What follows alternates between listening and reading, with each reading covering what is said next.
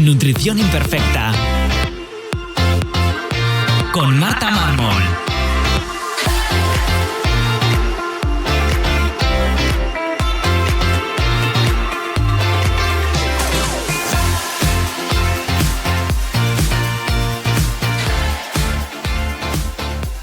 Bienvenidos a Nutrición Imperfecta, un lugar para aprender a cuidarte y empezar a ver la nutrición como una aliada que te ayudará a encontrarte mejor y a volver a disfrutar de la comida como antes. Creo que la salud tiene que ser integrativa, donde la alimentación y la salud intestinal tienen un papel fundamental en tu bienestar físico y emocional. Por eso en este podcast hablaremos de cómo mejorar tu salud yendo siempre a la raíz del problema, sin parches que solo camuflan tus síntomas.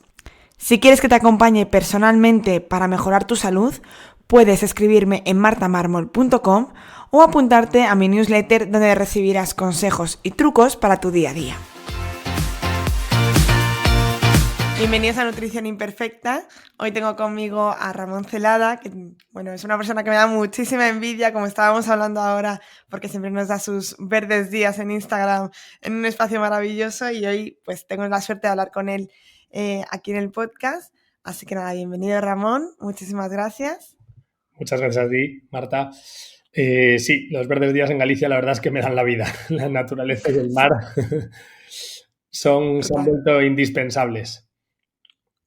A mí me dan envidia, pero bueno, los sigo viendo y los disfruto desde la distancia. Bueno, antes de empezar a hablar, que ya os adelanto que hoy vamos a hablar con Ramón del tema de lácteos, de los diferentes lácteos que hay, cuándo son recomendables, cuándo no tanto. Vamos a que nos expliques antes quién eres, a qué te dedicas, cómo has llegado a donde estás ahora. Muy bien, pues mi nombre es Ramón Celada Tomés, soy actualmente coach de salud integral. Me gusta llamarlo así, siempre he incidido mucho en el nombre porque no concibo la salud si no es de una manera integral o integrativa, como un conjunto de factores, ¿no?, que determinan que nos movamos en ese espectro que es la salud, desde pues, momentos de menos salud a momentos de más salud.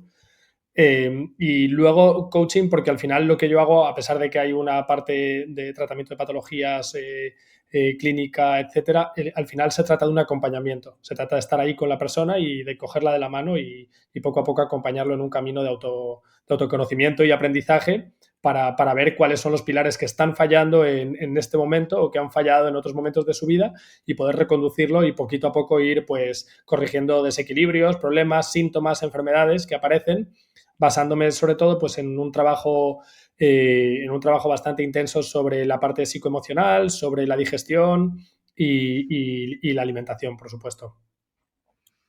Muy bien. Pues nada, como hemos dicho, vamos a empezar a hablar de lácteos, que como introducía, es un tema bastante controvertido, incluso yo diría que complicado, lleno de matices. Entonces, espero que en este formato así un poco más largo, que no es un post de Instagram o unas historias, que nos da tiempo más a explayarnos y a matizar todas esas cositas, pues quede el mensaje un poquito más claro, aunque no haya un mensaje claro, aunque no haya una verdad absoluta, y esto va cambiando y va a depender de todas las personas, pero vamos a hablar un poquito de lácteos. Entonces, la primera pregunta que tengo que hacerte obligatoriamente es: ¿son los lácteos imprescindibles? ¿Necesitamos consumirlos obligatoriamente en una alimentación saludable? Pues bueno, la verdad es que creo que si tengo que pensar en el único lácteo que me parece casi imprescindible y que aún así pues la vida nos ha demostrado que tampoco es imprescindible, aunque sí muy importante, es la leche materna.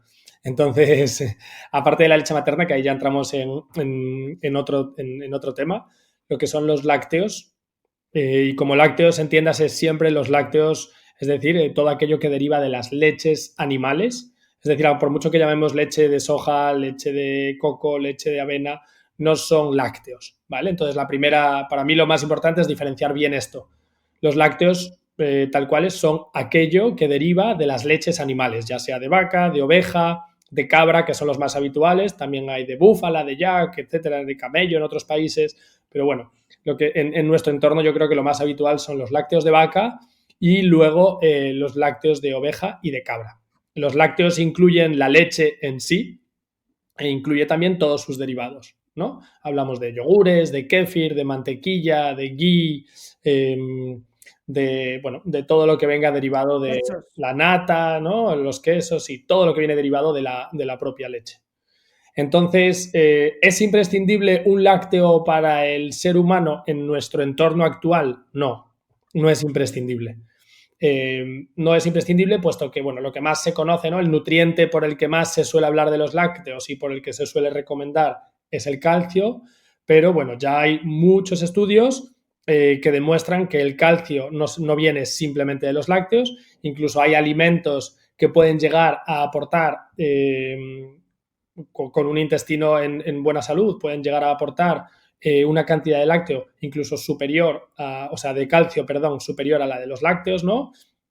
Como pueden ser, pues, por ejemplo, las verduras crucíferas, ¿no? El brócoli, la col, el repollo, la berza, las nabizas, pueden aportar una cantidad de calcio mayor en cuanto a que el porcentaje de absorción del calcio, el porcentaje de calcio que se absorbe de estos alimentos es mayor al porcentaje de calcio que se absorbe en los lácteos, por lo menos en los lácteos industriales, en los lácteos que predominan hoy en día.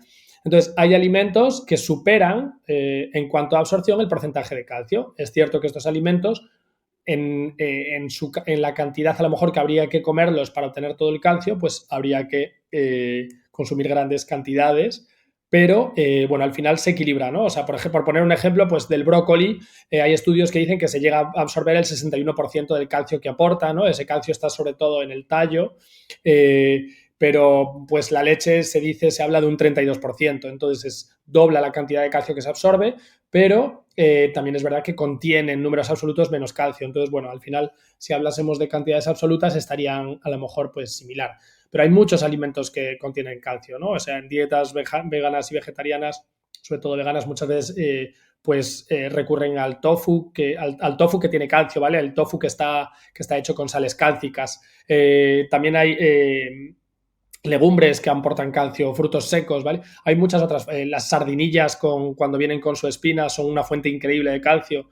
Hay muchos alimentos que aportan calcio y, por lo tanto, no es imprescindible. Tanto que cuando se han hecho estudios masivos de poblaciones enormes, ¿no? De países distintos, incluso se habla de la famosa paradoja del calcio, ¿no? Que países nórdicos donde el consumo de calcio es de leche, ¿no? Y de sus derivados es muy tradicional, tienen tasas de osteoporosis más altas que en países asiáticos donde los lácteos no han existido tradicionalmente. Bueno, entonces, eso, por resumir un poquito, ¿son imprescindibles? No. ¿Pueden formar parte de una alimentación saludable? Sí, pero ahora veremos un poquito los matices, ¿no? Exacto. Sí, lo de la paradoja del calcio es bastante curioso porque justo los países que menos consumen calcio son los que menos tasas de osteoporosis tienen y en cambio seguimos escuchando, a día de hoy sigue habiendo anuncios de la Asociación Española de Nutrición o yo qué sé, que te recomienda 3 calcios al día con este enfoque, ¿no? De evitar esa osteoporosis cuando no es el problema. De hecho, podríamos hablar de cuáles son en osteoporosis. Hay muchas otras cosas que hacer antes que consumir calcio. Sí, o sea, a ver, para empezar, la osteoporosis o sea, hay que empezar entendiendo que no es una patología en la que la característica sea la falta de calcio, ¿vale? Esto sería la osteomalacia. La osteomalacia es verdaderamente la falta de calcio, pero la osteoporosis es una enfermedad distinta, ¿vale? Donde es un signo más de envejecimiento, ¿no? Donde el hueso pierde densidad y el remodelado del óseo se enlentece, lo que puede provocar pues un mayor riesgo de fracturas, ¿no? Pero hay un montón de factores que influyen en este proceso osteoporótico, ¿no? Como son la actividad física, el estado hormonal, el tipo de alimentación. Es decir, es mucho más allá que simplemente el calcio y los lácteos, ¿no? Entonces, Exacto. sí, esto es importante decirlo. Para mí, cuando me preguntan, pues, ¿qué puedo hacer para prevenir, ¿no? Para tener una buena salud ósea, ¿vale? Al final es muy importante entender que hay tres aspectos que son fundamentales, ¿no? Y para mí es la actividad física, la exposición al sol, y ahora veremos con qué matices, y luego la alimentación en sí. Entonces, la actividad física es fundamental porque la remodelación del hueso, es decir, los huesos están continuamente deshaciéndose y haciéndose, ¿no? Por parte de unas células que se llaman osteoblastos y osteoclastos, y la actividad de estas células se ve incrementada, se ve estimulada por el movimiento, ¿vale? El movimiento y especialmente, pues, movimiento que tenga un pequeño impacto y que produzca ese estímulo. Entonces, todo lo que sea ejercicio con un poquito de impacto, ejercicio de fuerza, donde pongamos impacto o peso sobre nuestros propios huesos, ya puede ser con herramientas en un gimnasio o en casa, o puede ser con nuestro propio peso del cuerpo, ¿no? Simplemente pues hacer unas sentadillas, hacer el pino, colgarse de una barra, etcétera, dar saltitos, todo eso va a influir en la salud física y es muchísimo más importante eso, se ha demostrado, que la propia alimentación en sí.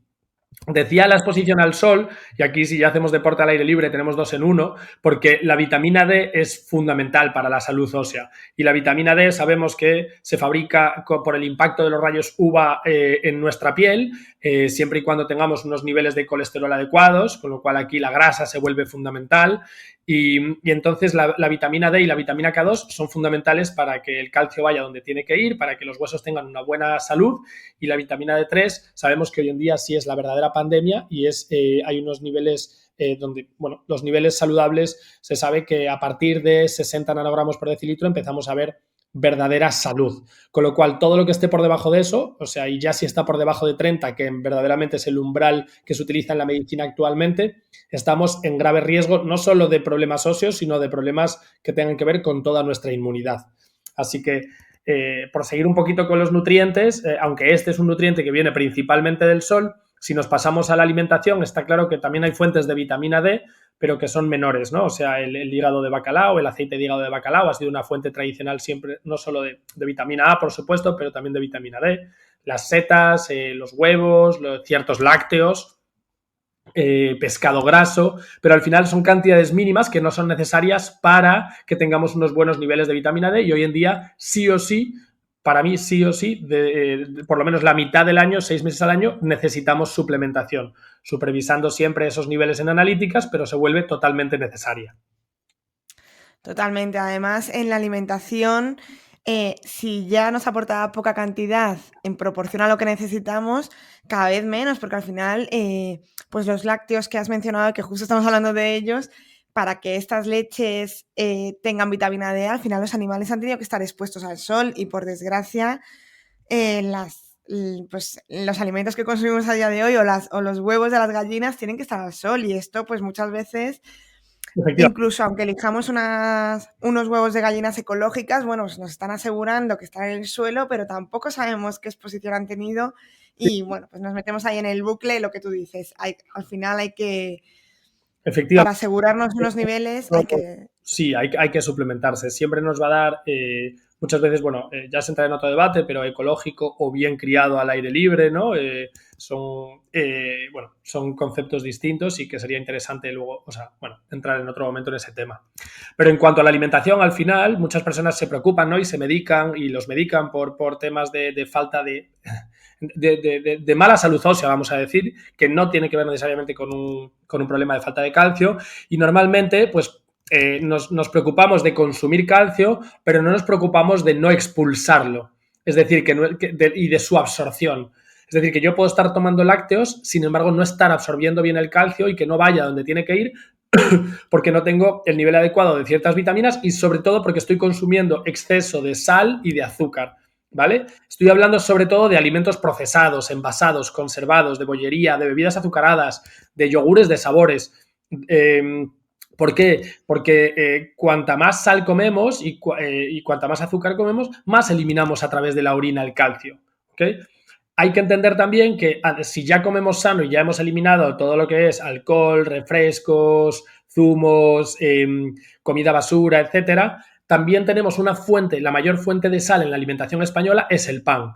Entonces, cuando abusamos del pan, también estamos muchas veces abusando de la sal, ¿no? Y el pan al final, dependiendo de la calidad que sea, se convierte más o menos rápido en hidratos de carbono que al final se transforma en azúcar. Entonces, podemos llegar a tener un exceso también y no absorber y producir más excreción de calcio cuando estamos abusando de ciertos alimentos, ¿no? Sobre todo en su manera, bueno, con harinas más refinadas.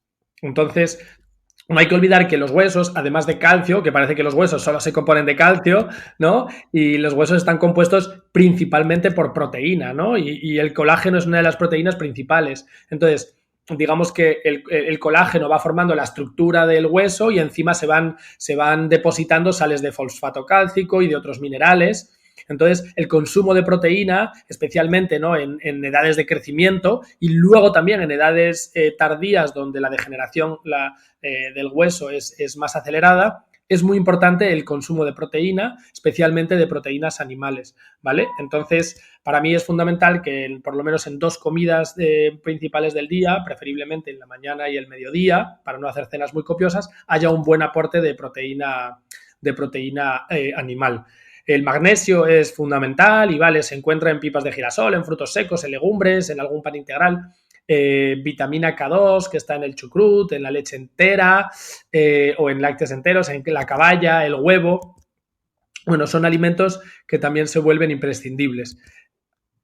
O sea, hemos hecho clase magistral del calcio, que al final es como el gran peso por el que nos dicen que tenemos que consumir lácteos, al final es esta fuente de calcio y ya vemos que sí, pero que tiene que venir acompañada de otras muchísimas cosas para que esto se haga bien. Claro, exacto. Lo digo tanto para las personas que, o sea, en general, que dejemos de asociar salud ósea con calcio exclusivamente, ¿vale? Y sobre todo que, ok, si estoy consumiendo calcio a través de lácteos, que también lo vas a estar consumiendo a través de otros alimentos, pero si lo haces un poco por eso o te gustan los lácteos y lo estás haciendo, hay que tener en cuenta también una serie de cosas y es que no todos los lácteos vale. Y me imagino que hablaremos de eso también, y es que qué lácteos elegir, cuál es un verdadero lácteo saludable, cuándo tomarlo, cuándo a lo mejor por el calcio puede que tú creas que sea conveniente, pero no te está sentando bien por otras razones.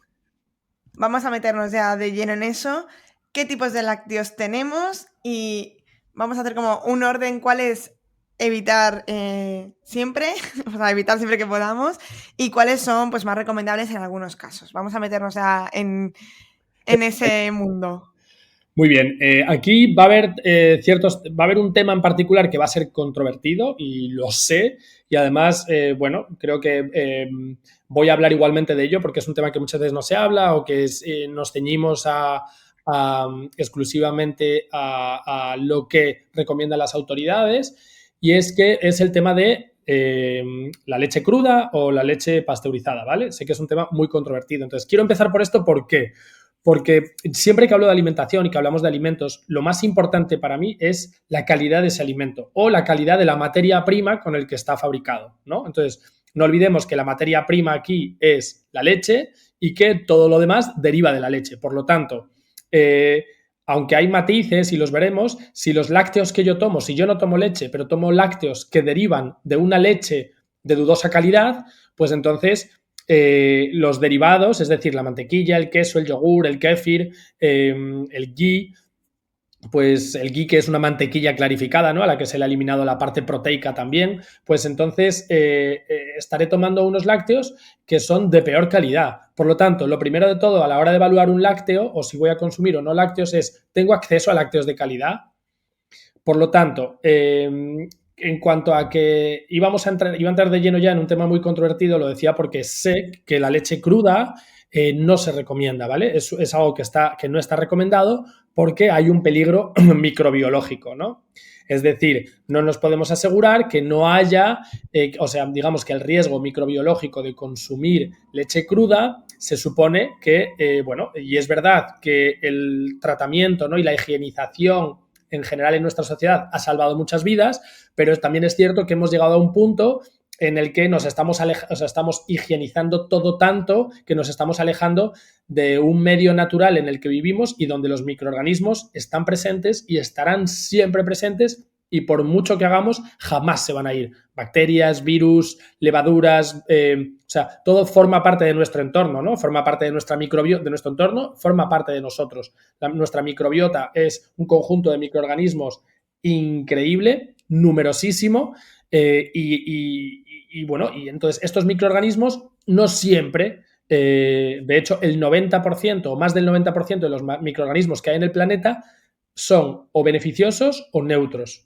creo que era hasta el 97%. Por lo tanto, solo hay un 3% verdaderamente de microorganismos que son patógenos, posiblemente dañinos para nosotros, y si tenemos una buena salud general, de un buen sistema inmunitario y una microbiota equilibrada, vamos a poder luchar de manera natural contra ellos y no van a suponer un problema.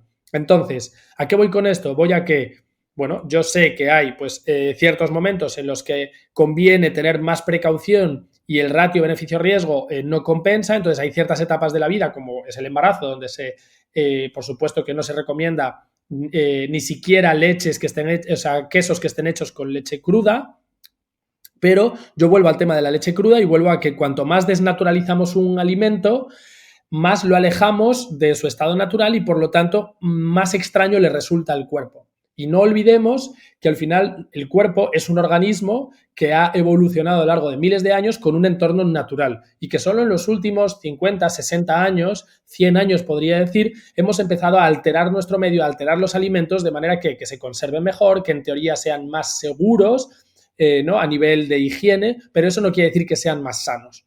Entonces, cuando hablamos de una leche que ha sido pasteurizada y homogeneizada, que son los dos procesos que afectan a la inmensa mayoría de leches que hay en el mercado, ¿vale? Estamos hablando de dos procesos que alteran el estado nutricional y que alteran la estructura molecular del alimento base que es la leche.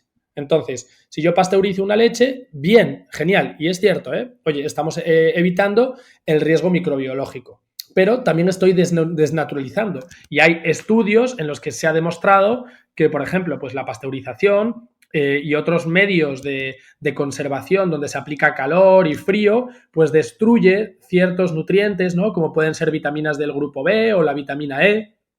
Por supuesto, también mata a las bacterias, a las malas, pero también a las buenas. Y hay ciertas bacterias, como por ejemplo el Lactobacillus acidophilus, que es una bacteria que ayuda a producir la enzima lactasa. Una enzima que luego nos va a ayudar a digerir la leche, porque, bueno, ya hablaremos de eso, y es que muchas personas, con el paso de los años, perdemos actividad de esa enzima y nos volvemos, entre comillas, intolerantes a la lactosa, ¿no? Que es ese azúcar naturalmente presente en los lácteos.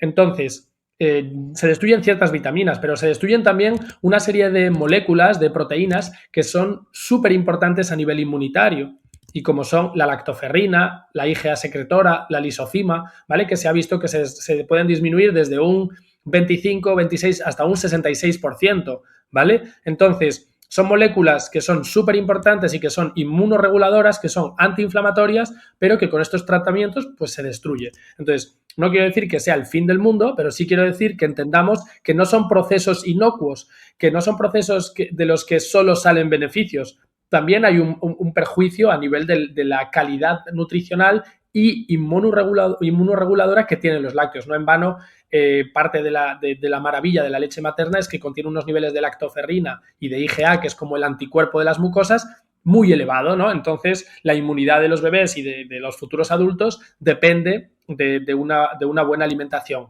Entonces, por un lado, sabemos esto, ¿no? Sabemos que la pasteurización tiene pues su beneficio, nos protege microbiológicamente, pero también tiene su contrapartida, que es la desnaturalización un poquito bastante de ese alimento. Y luego pasamos a homogeneizar. Homogeneizar significa pasar la leche por una especie de microcolador, ¿no? De una malla muy, muy fina que hace que, pues lo que pasaba antiguamente siempre, que es que en la leche quedaba arriba la nata, ahora no pase y entonces esté tan homogeneizada, ¿no? O sea, toda la estructura es igual. ¿Por qué? Porque pasa por una especie de pistón con micromoléculas, o sea, una micromalla que lo que hace es destruir totalmente las moléculas, homogenizarlas todas y que luego la leche pues no se separe la nata del resto, ¿no? Y tenga una estructura que nos parezca ideal, perfecta, y la leche si la reposamos es igual que si no hace falta agitarla, etcétera, etcétera.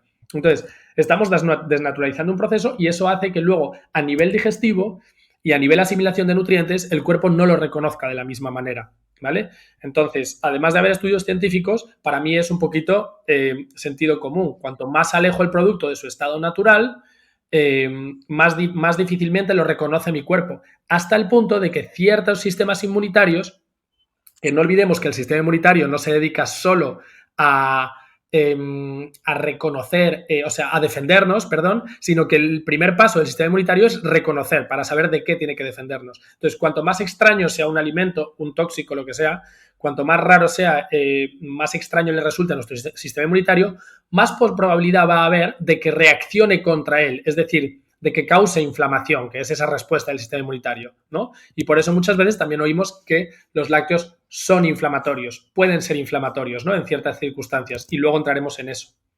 Entonces, no olvidemos, y ya sé que es un tema que me he extendido mucho, pero que la calidad de esa leche es fundamental. ¿Para qué? Para que los demás lácteos de los que vamos a hablar ahora y el orden de prioridad que yo les suelo dar y suelo recomendar sean de calidad. Por lo tanto, si los quesos están hechos con leche cruda, para mí son preferibles a los que están hechos con leche pasteurizada, ¿no?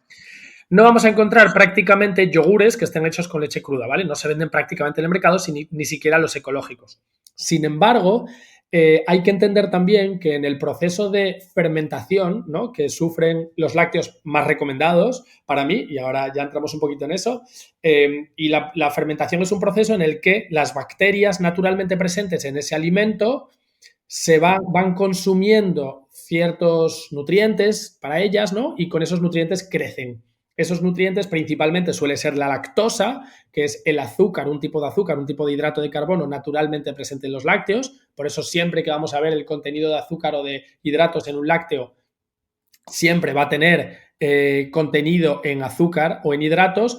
¿Y es por qué? Porque tiene de manera natural esa lactosa, ¿no? Ese azúcar. Incluso los lácteos que pones sin lactosa, tenemos que entender que la lactosa en sí desaparece, puesto que es una molécula que está formada, un hidrato complejo que está formado por dos hidratos simples. Entonces, cuando estamos comprando un lácteo sin lactosa, realmente lo que le han hecho es meterle la enzima lactasa, que es como una tijera que rompe ya esa lactosa en dos, y entonces tenemos las moléculas más sueltas. Y por eso muchas veces los lácteos sin lactosa son un poquito más dulces y siguen teniendo esa composición igualmente de hidratos de carbono, ¿no?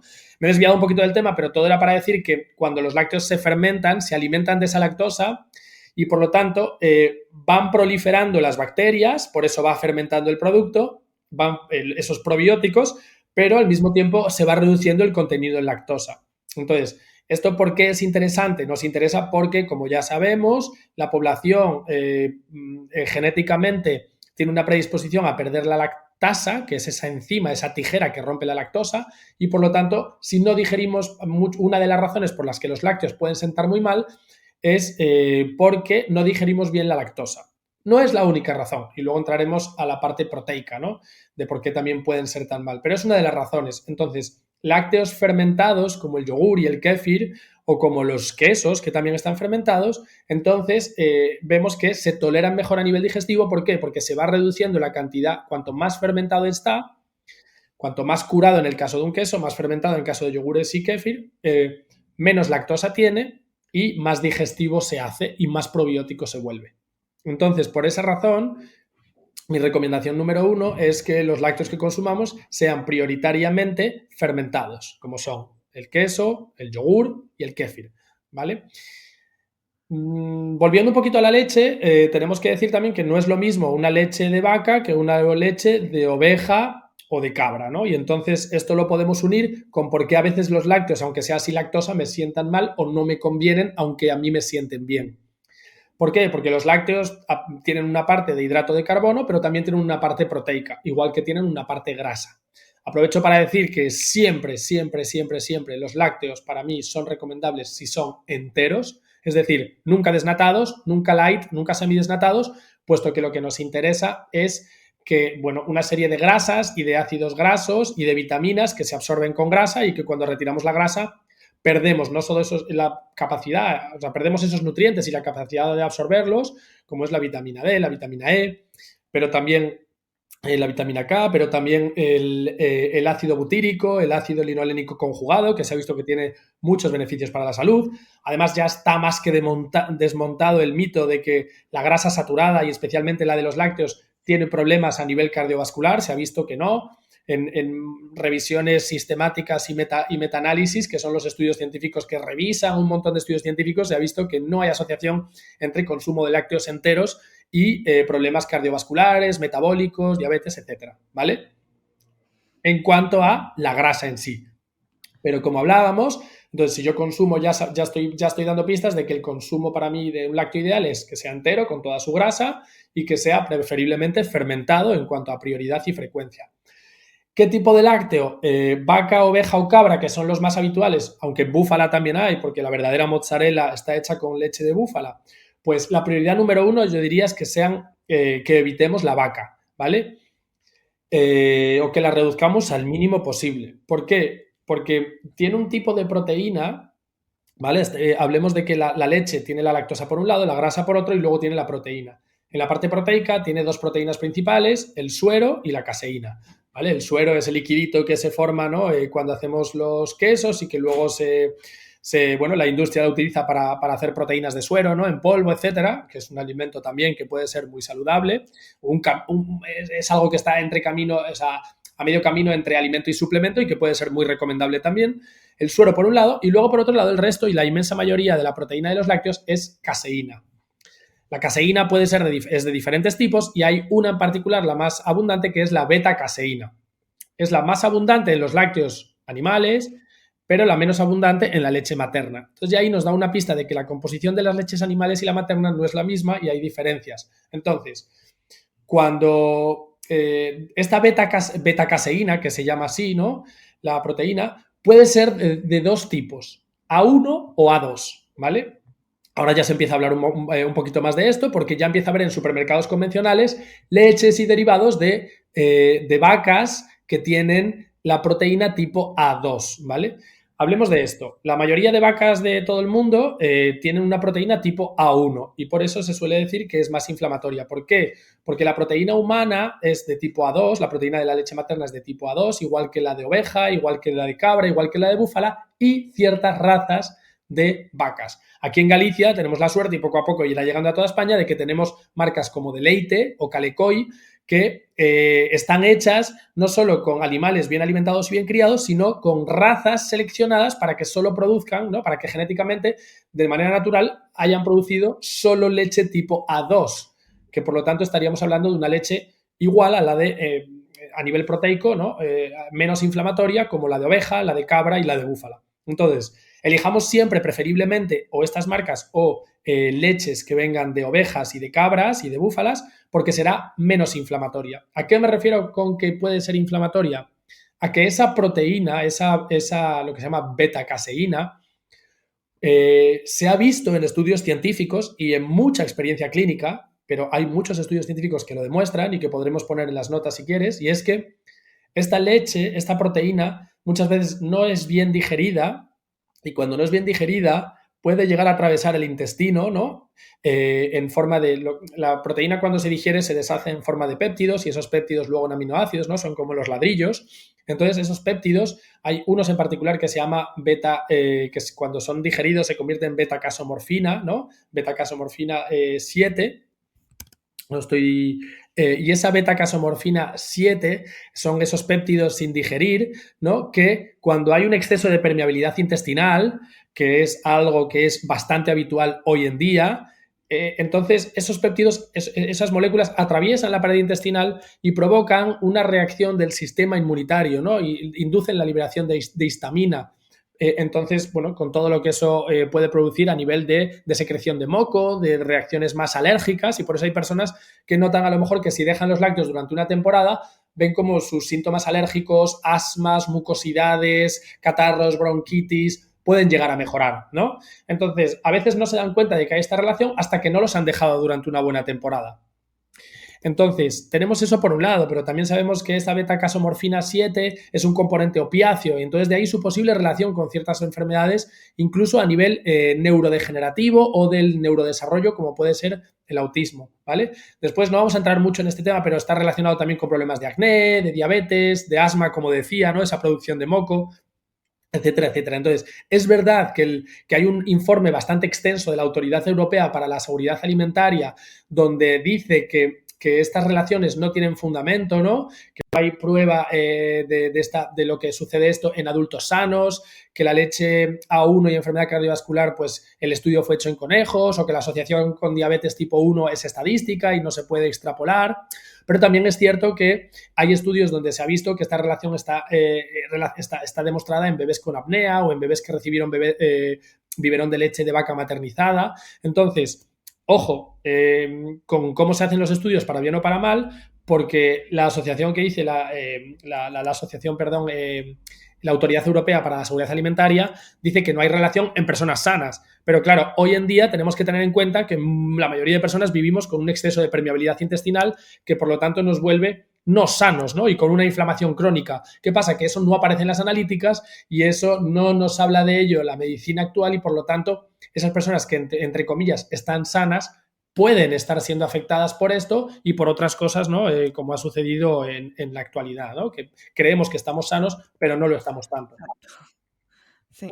Vale, o sea que resumiendo en los 3 pilares de los lácteos, si nos fijamos en cuanto a los azúcares que tiene la leche de forma natural, que es la lactosa, vamos a elegir siempre unos alimentos fermentados en que esa cantidad se haya reducido. Si nos fijamos en la grasa, vamos a elegir aquellos lácteos preferiblemente enteros que contengan esa grasa que es saludable de los lácteos. Y aquí me gustaría contar, porque me parece muy curioso, que la nata es el subproducto más rentable que tiene la industria alimentaria, porque claro, nos han metido a todos que tenemos que tomar leche desnatada sí o sí, y ellos cogen la nata, la venden aparte y la leche cuesta lo mismo. Entonces, bueno, y encima nos suplementan.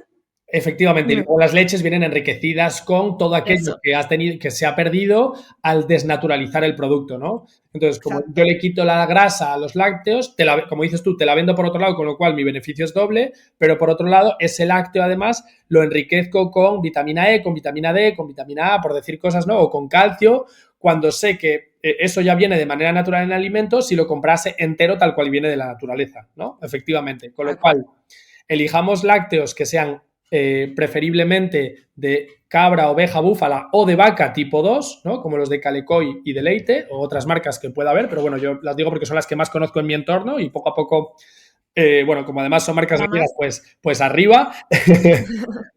Y luego que sean enteros, que sean naturales, por supuesto, que sean lácteos no endulzados, no endulzados de manera ya de base por la industria, que nosotros queramos endulzar luego con un poquito de miel, pues bueno, o con fruta, pues eso ya es otro tema.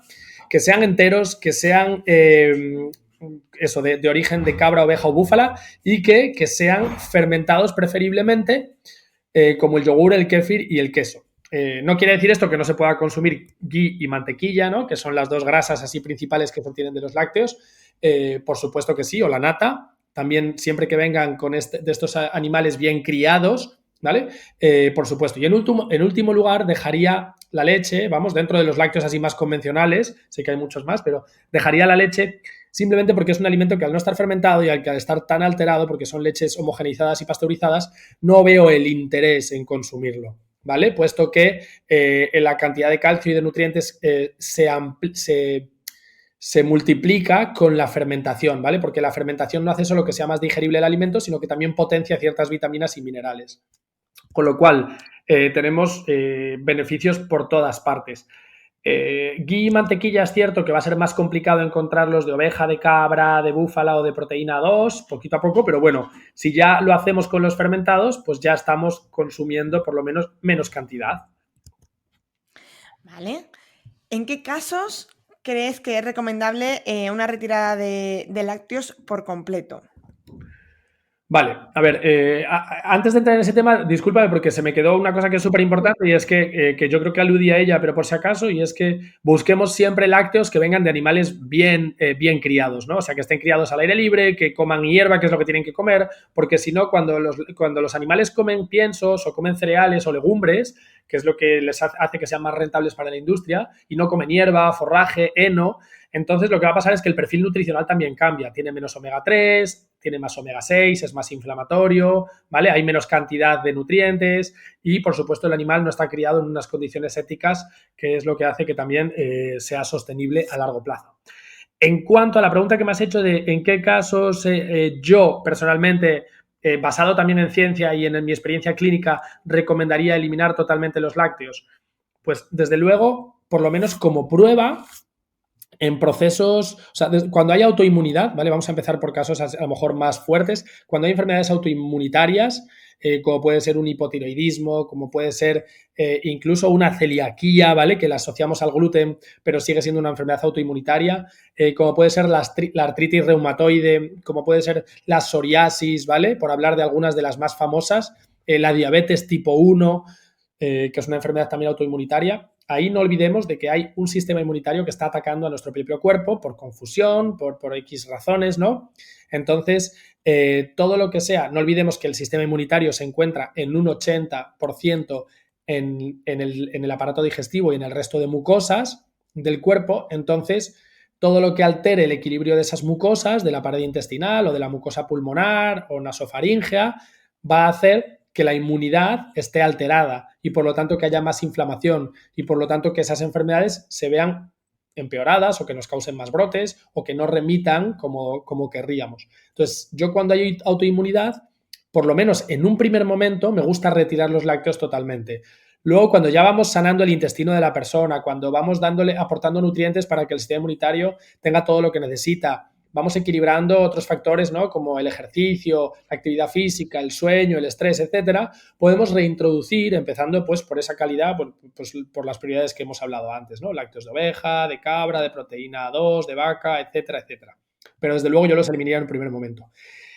Si no tenemos una enfermedad autoinmunitaria, ¿cuándo nos puede interesar eliminar los lácteos? Pues, por ejemplo, como ya apuntaba antes, procesos alérgicos donde vemos que hay mucho moco, ya sea mucho moco a nivel de nariz, a nivel de sinusitis, a nivel de garganta, a nivel de bronquios, ¿no? Es decir, bronquiolitis, niños que tienen bronquiolitis o neumonías o que tienen asma o que tienen mucha alergia, ¿no? A niños, a personas, adultas, me refiero a los que se les dan antihistamínico para evitar este moquillo. Al final no podemos olvidar que el moco es algo natural que produce el cuerpo como defensa, es una línea está protegiendo y nutriendo nuestras mucosas. Las mucosas son todas aquellas barreras que tapizan las cavidades internas, es decir, tenemos la piel en el exterior que es podría ser casi como una mucosa, pero en el interior tenemos la mucosa intestinal, que es la más grande, ¿no? La mucosa pulmonar, que es gigante también, la mucosa nasofaríngea, la vaginal. Son mucosas que al final nos están protegiendo a través para que no atraviese cualquier cosa a nuestro cuerpo. Entonces, cuando hay un exceso de producción de moco es porque hay normalmente un exceso de permeabilidad en esas mucosas. Se habla mucho de la permeabilidad intestinal, pero ojo, la mucosa pulmonar también puede tener permeabilidad o un exceso de inflamación, un exceso de respuesta inmunitaria. Entonces, estamos viendo cómo el exceso de moco nos está advirtiendo de que el sistema inmunitario no está demasiado exagerado, de que hay un ataque a nuestro cuerpo, de que hay inflamación, hay hiperpermeabilidad, y entonces en esos casos retirarlo durante una temporada hasta que se estabilice esa situación nos puede dar muchos beneficios, ¿no? Porque no vamos a estar dando un trabajo extra. No es que los lácteos causen eso, pero a un cuerpo que está ya luchando, sufriendo, entre comillas, pues vamos a facilitarle la tarea. Luego se podrán reintroducir, como ya hablamos, y viendo cómo responde cada uno y cada persona, y ante la respuesta decidimos si seguimos tomándolos o no, en qué frecuencia, con qué intensidad, cantidad, etcétera. Perfecto. Bueno, pues yo creo que hemos tocado ya todo. No sé si crees que hay algo que falte, que nos hayamos saltado. Yo creo que has hecho un repaso. No, yo creo que, bueno, sí, la verdad es que ya ves que me gusta mucho enrollarme, entonces... No, me parece maravilloso. Si no queda nada, no, te voy a hacer las... Son alimentos muy controvertidos, ¿no? Porque efectivamente nunca hay una respuesta absoluta. Si no tienes... Entonces, ¿qué diría? ¿Quién puede consumir lácteos? Pues cualquier persona, me da igual la edad, en la que no haya una patología especialmente autoinmune o sobre todo, como decía, con síntomas de que hay mucha producción de moco. Ojo con las otitis, que también se producen por mucha producción de moco que sube ahí, ¿no? Entonces, todo aquello que venga acompañado de síntomas de moco, mucosidad, es una de las pistas, ¿no? Pero también esas enfermedades autoinmunitarias, Y bueno, no dejemos de hablar de otras patologías como puede ser la resistencia a la insulina, ¿vale? Que eso sería un tema ya más largo, pero es esa situación en la que el cuerpo ya no tolera tan bien los hidratos. ¿Por qué? Porque, bueno, se sabe que sobre todo la leche, no tanto los demás lácteos, puede producir una respuesta pues, de exceso de insulina en el cuerpo. No siempre sucede, ¿vale? Bueno, por una serie de intervención de otras hormonas, pero puede ser el caso. Entonces, oye, estudiémoslo y veamos si es interesante. En personas con problemas de acné también se ha visto que hay mucha relación, ¿no? Entonces, veamos un poquito bueno, estos son un poco las alertas donde yo diría, oye, pues fijémonos si tenemos esa problemática, si, pues, oye, pruebo a retirarlo durante 4, 6, 8 semanas y veo qué sucede durante esas semanas y veo qué sucede después al reintroducirlo. Decir con este tipo de retirar alimentos, estas pruebas, que muchas veces nos creemos que no funcionan porque hay otros alimentos o otros factores en nuestra vida que nos están influenciando y que tienen también su aporte. Y entonces al final la salud es como un cubo donde hay diferentes grifos que van llenando, ¿no? Y que solo cuando desborda ese cubo aparece el síntoma. Entonces, a lo mejor la leche o los lácteos están haciendo que tu cubo no esté tan lleno, pero hay otros grifos que siguen llenándolo demasiado y por lo tanto va a seguir habiendo brotes, va a seguir desbordando ese cubo, ¿no? Entonces, ojo, que lo hayas retirado de una vez no quiere decir que no te esté sentando mal y que no te siente mal a nivel digestivo no quiere decir que no te esté sentando mal a nivel inmunitario, ¿no? A nivel de inflamación. Claro, porque hay cosas que no notamos, pero como hemos empezado diciendo que no era algo, no lo necesitábamos en alimentación, no era algo esencial, pues bien acompañado, bien guiado y si tenemos cualquier patología, ante la duda, se puede hacer lo que tú dices, la prueba de retirar, ver cómo nos encontramos, ver si hay mejoras o no, que muchas veces pues intentamos basar todo en ciencia, en estudios y muchas veces no, esto está limitado y luego está la experiencia clínica que por suerte siempre va un poquito más adelantada y en este caso pues sobre estos temas hay mucha más experiencia clínica que muchas veces estudios, pero bueno, Perfecto, ¿no? Y sobre es lo todo a la necesario. gente que lo quiera eliminar y piense que no sabe cómo va a obtener calcio, que ya digo que no es un problema, que es que si hacen ejercicio y no abusan de ultraprocesados, de azúcar y de sal y tienen niveles de vitamina D suficientes, no va a haber problema. Pero si alguna persona sigue con dudas, que sepa que eso, que un buen plato de crucíferas, de brócoli, de naviza, de kale, de berza, de col, ya nos aporta, ¿vale? Una buena cantidad, más o menos 100 gramos, ¿no? O sea, de estas verduras ya nos aporta lo mismo, la misma cantidad de calcio que un vaso de leche, que 1 o 2 cucharadas de soperas de semillas de sésamo tostadas, ¿vale? O de tahini con semillas de que seas tostado, esto es importante, ligeramente, también aporta lo mismo de calcio que un vaso de leche, que un buen plato de legumbres acompañado a lo mejor con un majado tradicional que se hace con almendras, pues también nos aporta una cantidad de calcio interesante. 2, 3 sardinillas de lata o otros pescados pequeñitos que tomamos con su espina equivale también a ese vaso de leche en cuanto a calcio, ¿no? Incluso una bebida vegetal que esté enriquecida con calcio, 100 gramos, 150 gramos de tofu hecho con sales cálcicas, ¿no? Pues todo esto son buenos aportes de calcio, así que se puede hacer la prueba y no tener miedo, a pesar de que no es el calcio lo más importante, pero bueno, que demos estos datos para que la gente que quiera Sí, probar se vaya sin miedo. exacto. Pues ya para terminar te voy a hacer las 3 preguntas que hago a todos mis invitados y para conocerte un poco más y bueno, y por curiosidad. ¿Cuál fue tu detonante o qué fue aquella cosa que te hizo a ti cambiar tu alimentación, tus hábitos, darte cuenta que, bueno, pues que tu estilo de vida tenía importancia?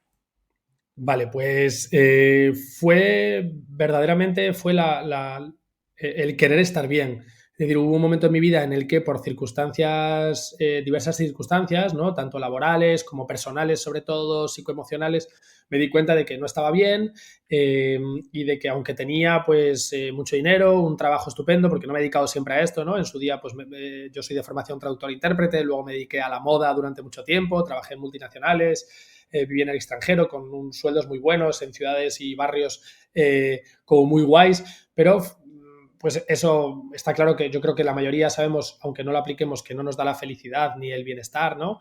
Y cuando me di cuenta de que no estaba bien, no sabía exactamente lo que quería, pero sí sabía lo que no quería. Y entonces poquito a poco me fui alejando de esa vida y eso me fue llevando a ver qué puedo hacer para estar mejor. Y entonces poco a poco, pues la alimentación, la actividad física, el estrés, las emociones, etcétera, fueron incorporándose como pilares fundamentales en mi vida. Muy bien, interesante porque es que esta pregunta siempre hay una historia como ahí personal que es bastante curioso y que luego eso te lleva a querer transmitirlo al resto, ¿no? Y a querer acompañar al resto de personas a que hagan ese mismo proceso. Bueno, el mismo no, pero que Totalmente. lleguen al mismo puerto. Cuéntanos algo que hayas aprendido últimamente. No tiene por qué ser relacionado con tema de salud, sino algo pues que estés, que te guste y que hayas aprendido. Bueno, igual no es tan reciente porque ya hace unos años que lo he aprendido, ¿no? Y quizás a veces me daba cuenta, pero no fue hasta, bueno, en realidad fue sobre todo a raíz de una formación que hice sobre estrés en la infancia, cómo afecta las emociones al estrés y luego cómo todo eso se somatiza en el cuerpo, ¿no? De que todo lo que, o sea, de que en realidad somos responsables, somos totalmente responsables de cómo nos sentimos, ¿no? Y de cómo actuamos. Es decir, que cuando muchas veces pensamos en si estuviera tal persona a mi lado, yo no estaría así, o si tuviera esto, más dinero, pues no me pasaría esto, o si no me hubiera pasado esto, no estaría así, etcétera, o si esa persona no me dijera tal cosa, yo no habría dicho eso otro, etcétera, etcétera. Parece que siempre estamos poniendo el foco en el exterior en vez de en nosotros, ¿no? Entonces, más que eso nos sitúa en una situación de víctimas, sin quererlo, ¿no? Y entonces, desde esa situación de víctima, el problema es que como nosotros no somos la víctima, es decir, nos sucede algo que no podemos evitar, pues por lo tanto no lo podemos cambiar. Entonces, va más desde una óptica positiva, va más a, oye, va más hacia, no te estoy diciendo que dejes de hacerlo porque es una actitud es de víctima, que es de víctima, etcétera, sino que tienes tú la fuerza o sea, en ti está el poder de solucionarlo. Y si algo de lo que te dicen te sienta mal, ten en cuenta que hay algo en tu cabecita y en tu corazón que están diciendo que a lo mejor te identificas con eso, o que hay parte de verdad, o que tú te crees que hay parte de verdad. Entonces, bueno, eso, que miremos siempre hacia adentro y dejemos de mirar tanto hacia afuera. Muy bien. Y ya por último, que nos recomiendes a algún profesional de la salud que te guste y que, pues, para poder conocer cada vez a más profesionales que aportan.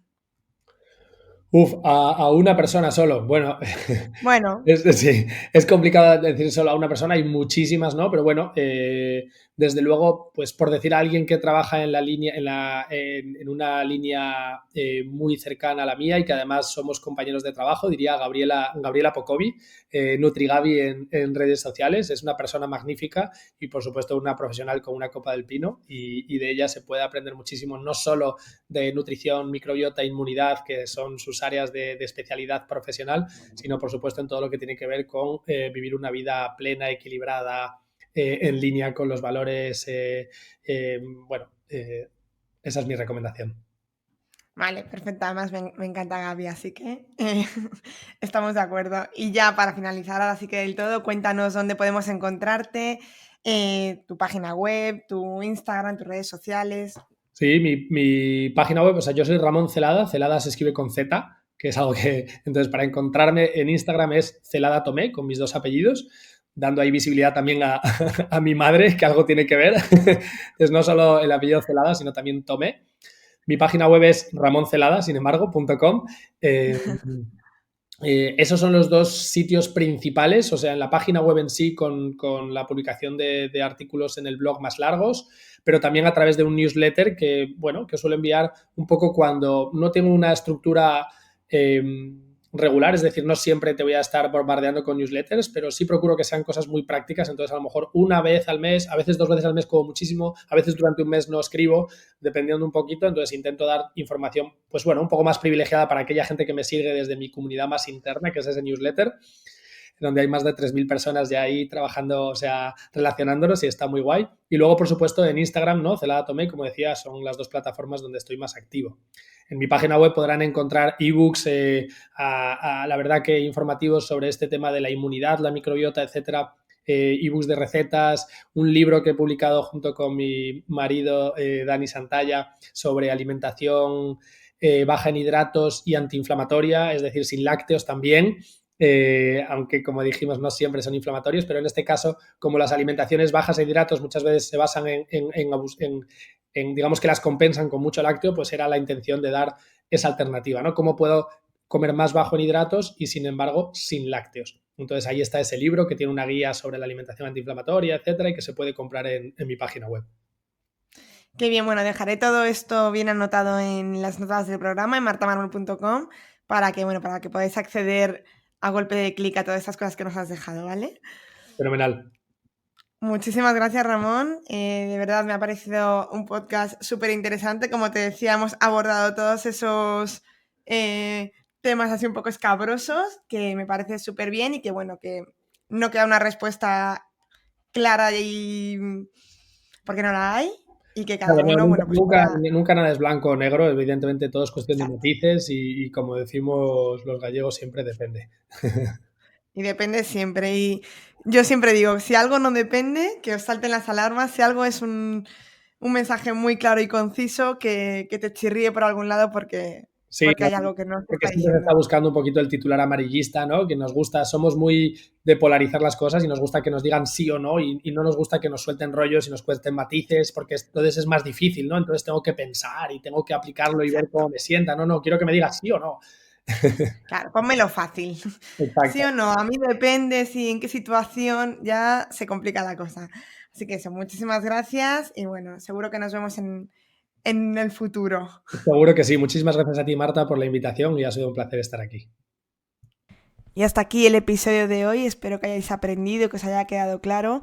Como veis es un tema bastante complejo, no solo porque no hay una evidencia hiper clara sobre esto, cada vez se sabe más, y también porque los lácteos hay muchos tipos y dependen de muchas cosas, como hemos visto, pues tanto del tipo de azúcar, de grasa, del tipo de proteína y origen de la leche, cómo lo vayamos a consumir, qué tipos, bueno.